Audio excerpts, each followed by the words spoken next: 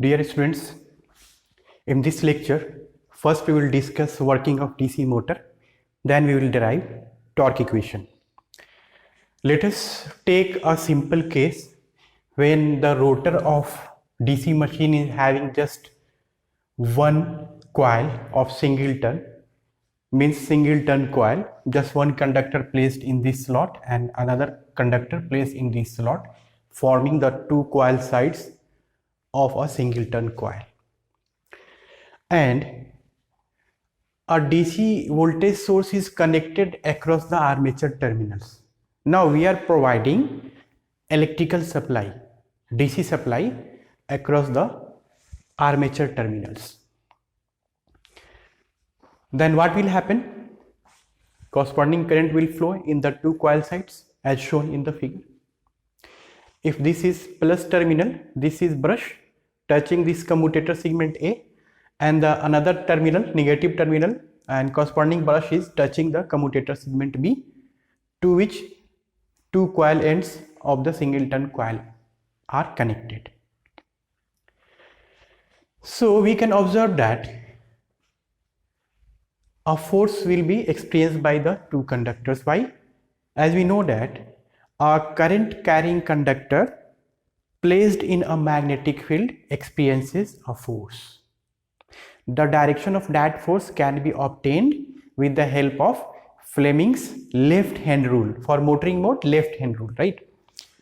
So the same can be drawn. This is our two coil ends. Let us say one coil end here, one, this one, and this is 1 dash. And these two coil ends are connected with the commutator segments A and B. So this is A and this is B. So let us connect. Brushes are touching these two commutator segments.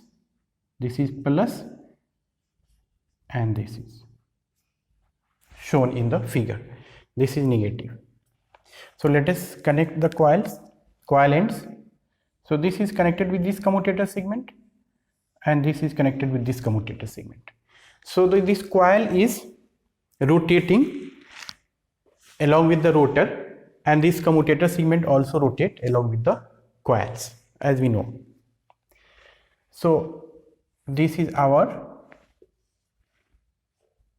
north pole and this is south pole.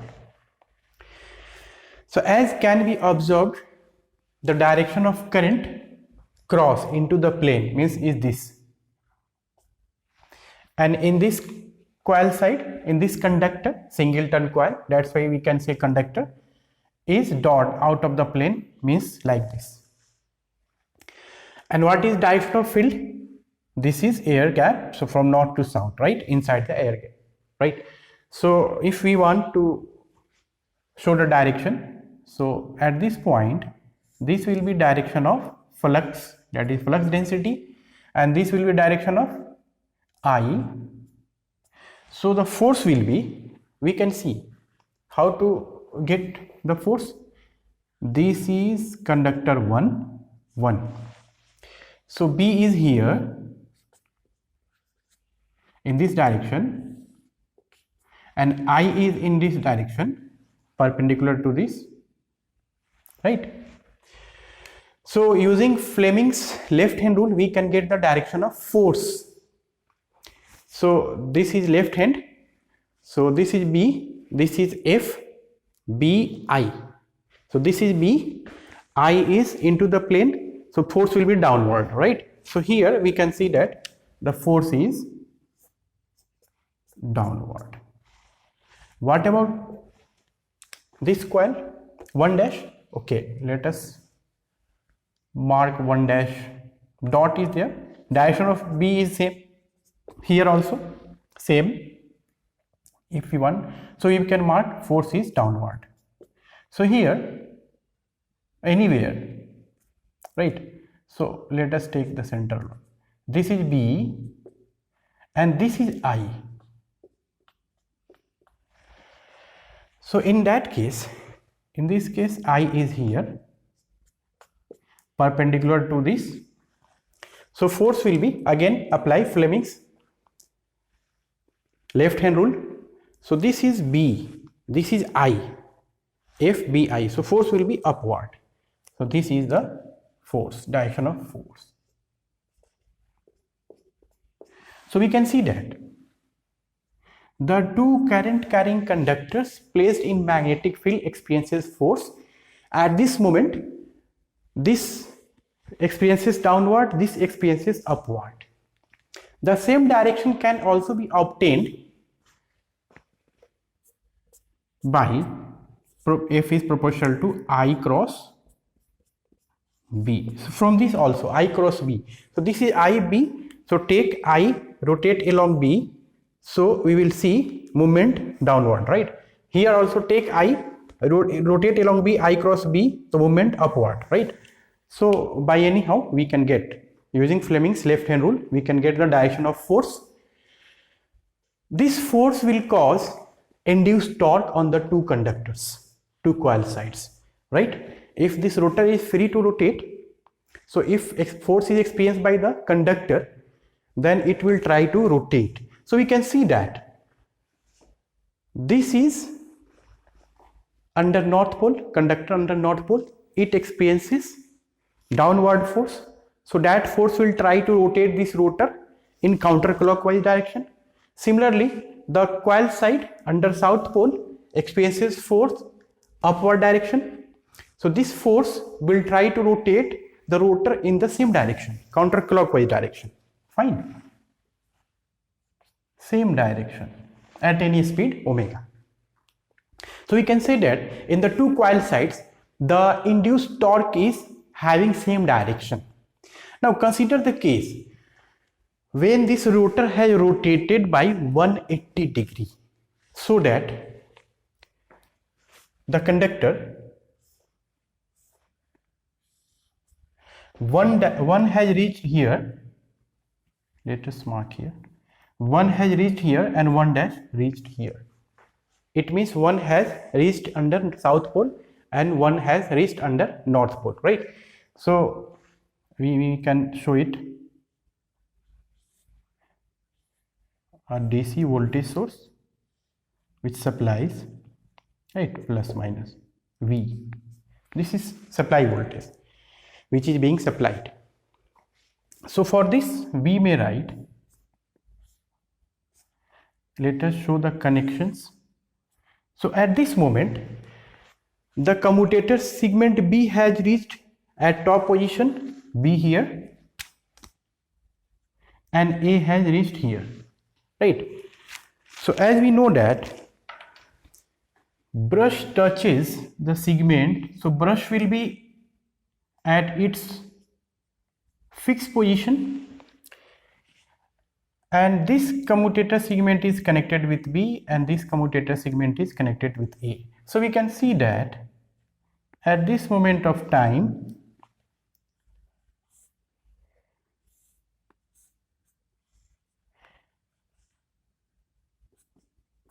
the commutator segment B is connected with the plus terminal of supply, while in earlier case commutator segment B was connected with the negative terminal of supply. So that has been reversed. As the position of conductors has reversed from north pole to south pole and south pole to north pole region, at the same time the commutator segment has also rotated. See, one is connected with segment A, so here one is connected with segment A, but when one was under the effect of north pole, then this commutator segment connects this conductor with positive terminal. Now when one has reached to this terminal under the south pole, so we can see that now brush, this commutator segment connects this coil side with negative terminal. So direction has been reversed in the two conductors. So those directions can be marked again. This is plus, this is minus. So direction will be like this. So if we want to show here, so let us take this one conductor, one dash has reached here, right? One dash, and this is one. So in one dash now cross will be there. Earlier in one dash dot was there, right? This was one dash and this is one.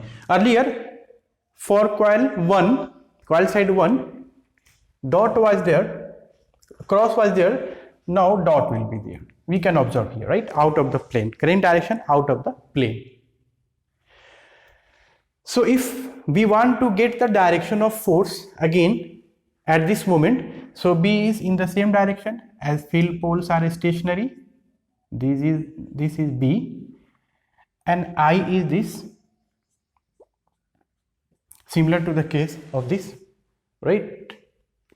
I is this, B is this, so we can get this is I, B, so F will be downward. Similarly here B is in the same direction as earlier, not changed, only direction of current has changed, I. So similar to the case this, so force will be upward on this. So we can again observe that the two forces cause the rotation of rotor in the same direction as in earlier case. Here we can see that once one dash has reached here, so again in this conductor force is downward, and on this conductor one lying under south pole, the force is in upward direction. So we can observe that at the two moments discussed 180-degree electrical apart, for two pole mechanical electrical will be same, we can see that the torque induced in the two coil sides are having same directions. So this induced torque rotates the rotor. So for simplicity we have considered just one coil of single turn. Now consider the general case when our actual machine, DC machine, is having armature winding, whether wave wound or lap wound, discussed in previous classes.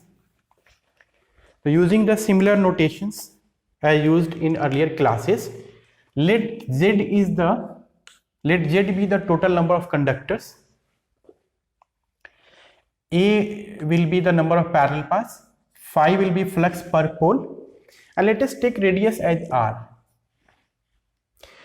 Length of the rotor length of the rotor means this is radius R, so this length, a small l, let us take a small l, right? So force experienced by a conductor, single conductor, is given by, write down, force experienced by a single conductor FC is given by magnitude, I am talking about magnitude B I L, where I is current in a particular conductor, whatever current I is there. Now what is current in a particular conductor? Suppose we have wave wound or lap winding, like that, whatever it is, okay, just remember. So we have, okay, whether wave or lap. So what will be current in a particular conductor? If this is IA current, so it will be divided into two parts, IA by 2, IA by 2, if our winding is wave winding. In case of lap winding, so number of parallel paths will be equal to number of poles, and that is represented by A, so better to represent IA by A. If wave winding, then A will be 2, obviously, so half of this. If lap winding, suppose 4 poles, 6 poles, so 4 or 6 parallel paths will be there. So IA by 4, IA by 4, IA 4 in 4 arms, or corresponding to 6 poles, IA by 6, IA by 6, IA by 6 in each parallel paths will be there, right? So what will be current in a particular conductor? In a particular conductor, current will be same as in a particular parallel path, because here all conductors are series connected. So this will be current in a particular conductor. So we may write B times IA by A, current in a particular conductor. We are going to calculate the force in a particular conductor, force experienced by a particular conductor, times length of the conductor is L. Now what is B? B is flux density, and flux density is given by flux per unit area. So we have assumed phi as flux per pole, so area must be area under one pole. So if we have our cylindrical rotor of radius r and length L, so what will be area under one pole? Suppose this is one pole area, one pole like that, or 4 pole. So take total area. We are taking average value. So curved surface area, poles are from here. You see, poles are along this, right? So this will be, circumference will be 2 pi r L. So this will be total curved surface area. That will be area through which fluxes are passing, right? So what will be area under one pole? So area under one pole will be total area 2 pi r L, total curved surface area, upon, for 2 pole, half of this. So for P poles, this will be 2 pi r L by P, area under one pole. So that after substituting this value here, we will get P phi upon 2 pi r L. Substitute this value here of B. So we may write P phi upon 2 pi r L into IA by A into length of the conductor. So this will get cancelled with this 2 pi r L, fine. So we may write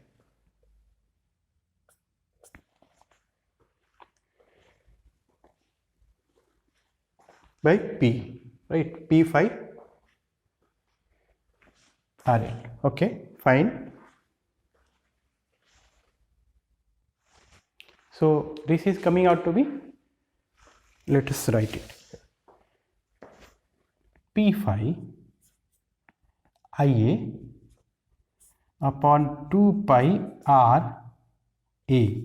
L get cancelled, right? So this is force experienced by one conductor. So what will be torque experienced by one conductor? Suppose one conductor is here, force is F and this is R. So what will be R cross F? R times F, because that will be 90 degree apart.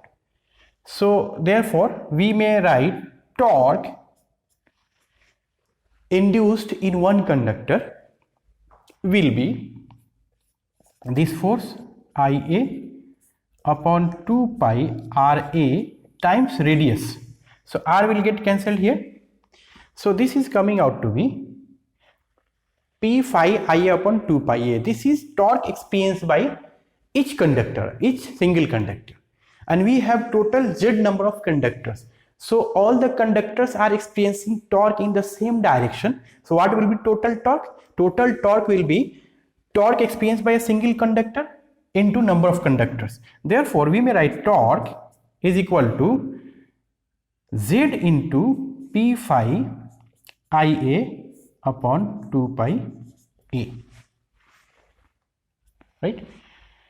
You just note down, that is torque is equal to, I am writing here, phi pz IA upon 2 pi A. This is Z, total number of conductors A is number of parallel paths depending upon the type of winding. If lap winding, then A is number of P. If wave winding, then A is 2. We know it already, right? Once the rotor starts rotating, then again one more thing can be observed, that the conductors rotating with rotor will induce EMF.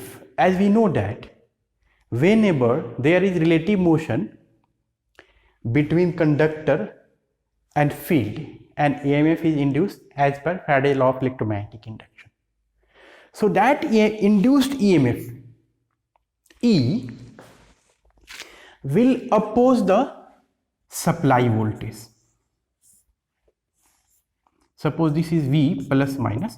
So that induced EMF E is known as counter EMF or back EMF. That's represented by EB.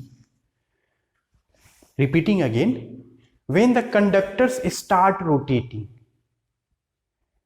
then an EMF is induced in the conductor itself as per Faraday's law of electromagnetic induction. That induced EMF in the conductor tries to oppose the supply voltage.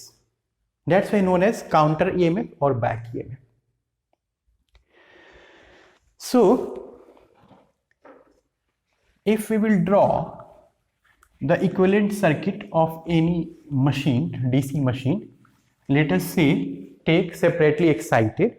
So for separately excited, we know that one field winding is there, excited separately, hence the name separately excited is given IF.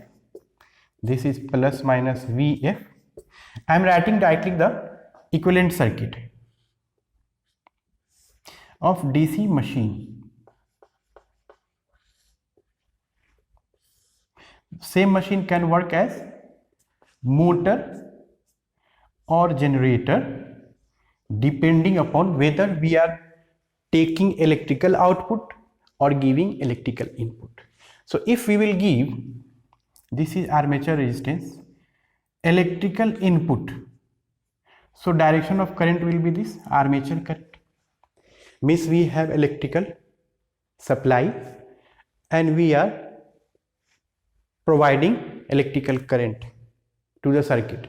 If we will reverse the direction, then it will be circuit of generator. That is the difference, only direction of current. Other is construction is same, everything will be same, armature will be same, winding will be same, everything will be same. So here this is E.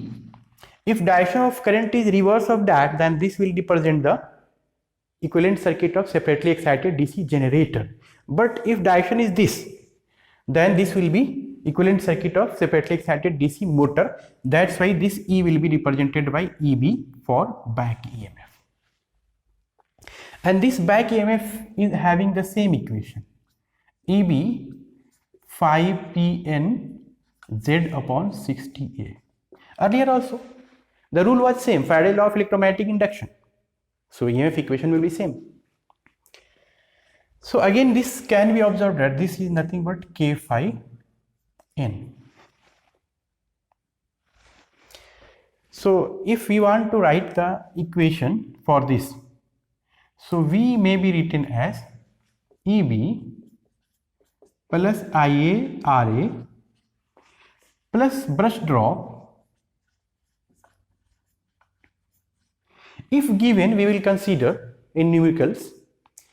If it is not given in numericals, then we will assume that it has been ignored. So take care that hardly it will be 1-2 volt around.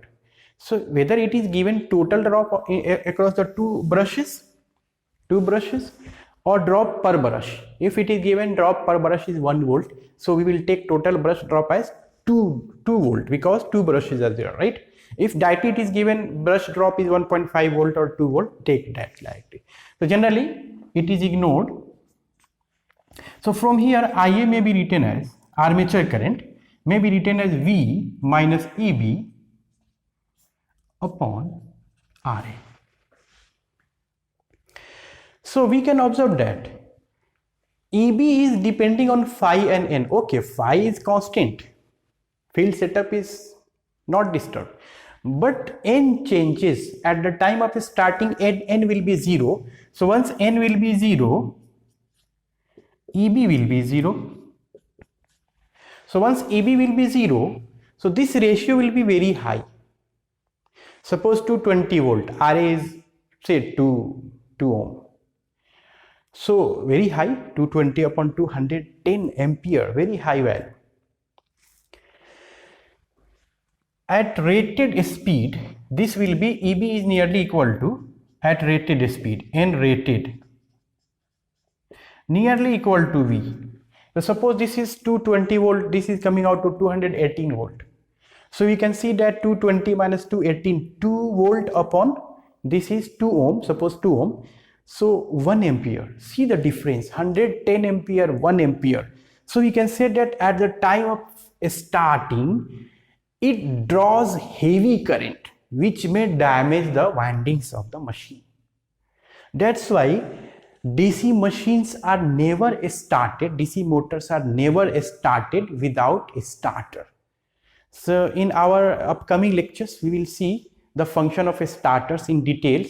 So just know that we are going to start our motor, DC motor, with the help of starters because of the reasons stated before, as it draws heavy current. So what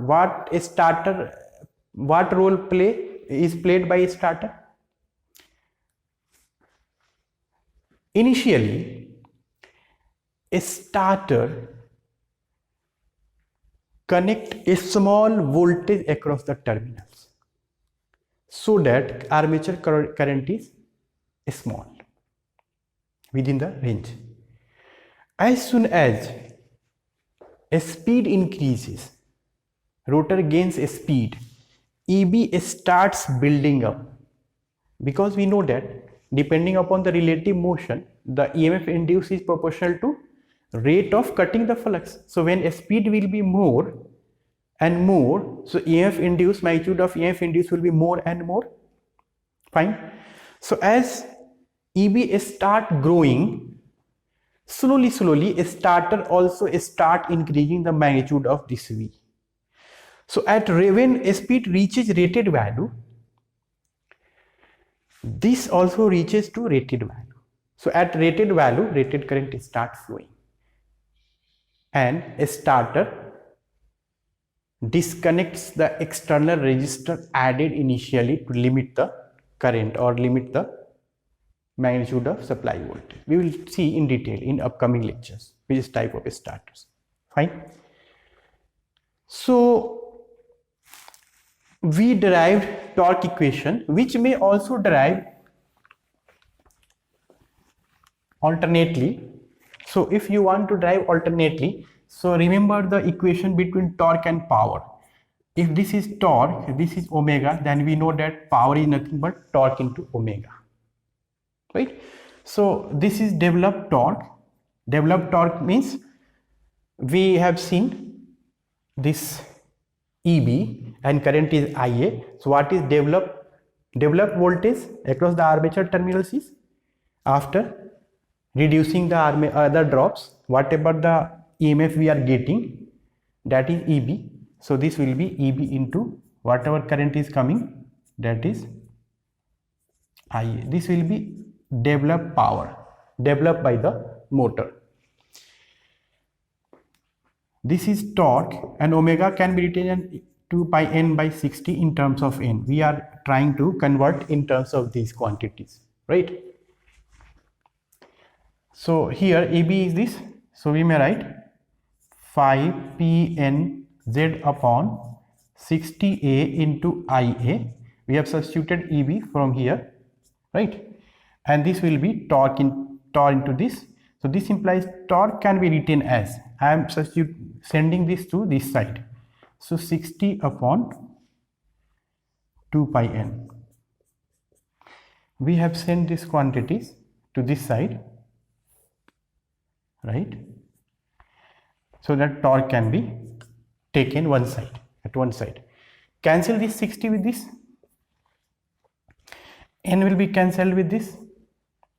So we will see this implies torque is 5 pz ia upon 2 pi a, which is coming out to be same as earlier. So from here, taking all constant quantities together, let us represent Ka phi ia, where Ka is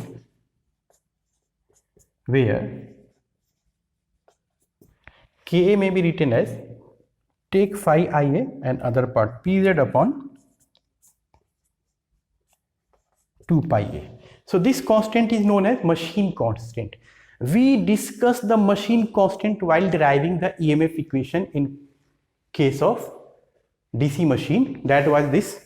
So from here, if we are writing K phi n and substitute n, we have written 2 pi n, omega as 2 pi n. So n may be written as this n omega into 60 upon 2 pi.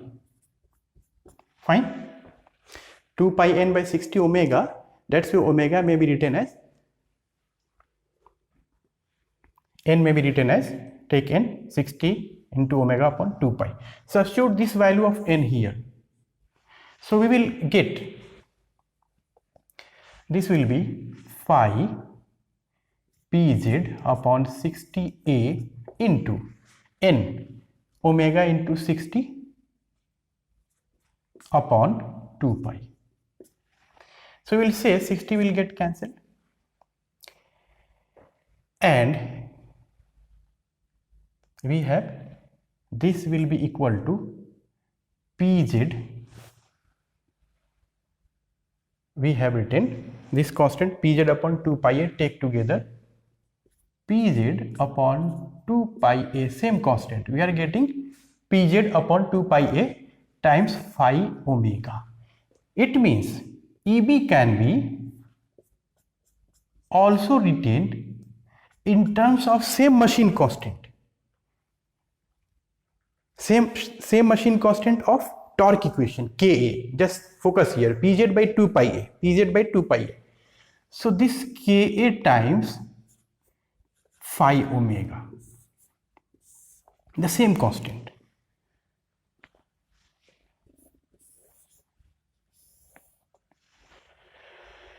So remember these two relations, very important relations. Lots of problems can be solved by just observing these two relations of EB and torque, EMF induced in DC machine and torque equation of DC motor.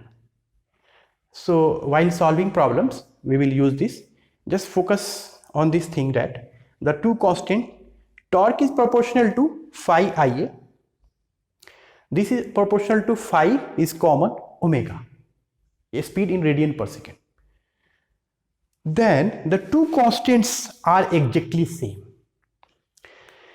If we will reverse the direction of phi, that is if north is replaced with south, south is replaced with north, then it will become minus phi, then torque will be negative. That means direction of rotation can be changed. So how to reverse this? By interchanging the connection of field winding terminals, fine, or by changing IA. IA can be changed by changing the supply terminals. So if both will be changed, then direction will remain same, as minus phi into minus IA will get plus torque as earlier, fine.